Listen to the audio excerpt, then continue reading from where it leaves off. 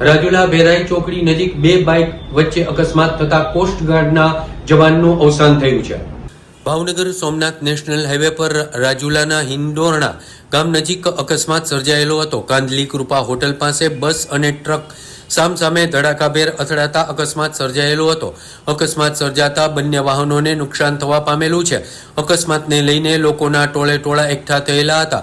જોકે સદનસીબે કોઈ ઈજાગ્રસ્ત ન થતા લોકોએ હાશકારો અનુભવેલો હતો। આ ઘટનાની જાણ થતાં જ રાજુલા પોલીસ ઘટના સ્થળે પહોંચી તપાસના ચક્રો ગતિમાન કરેલા છે।